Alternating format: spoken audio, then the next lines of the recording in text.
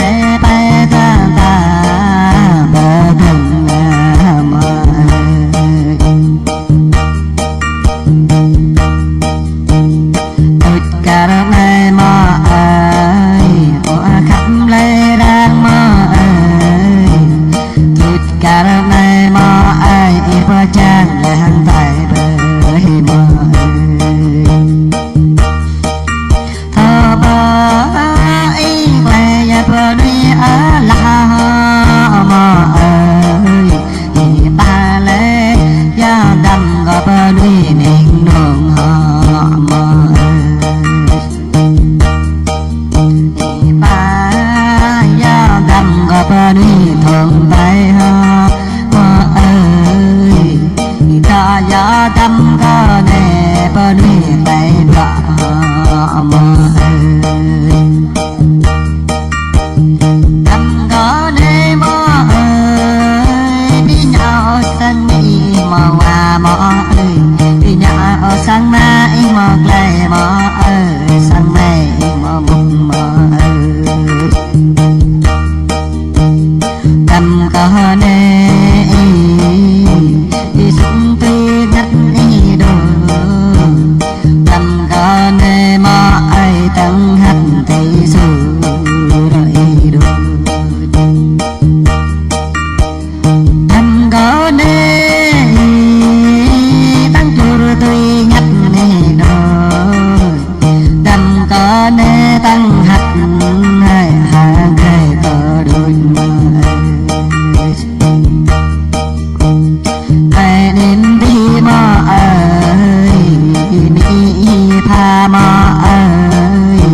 có thể là mong mãi về chắc bởi ở đây như yêu cầu anh mẹ như yêu có mẹ ta nên là mà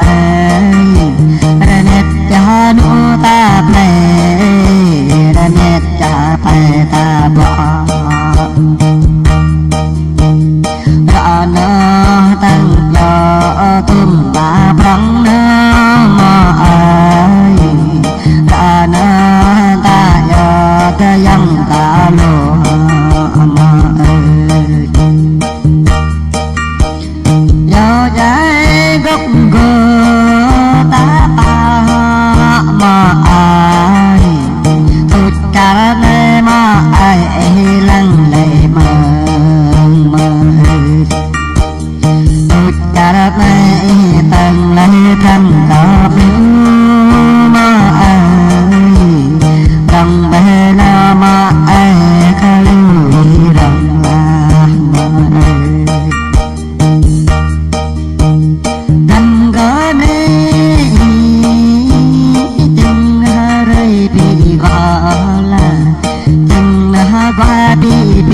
đăng bị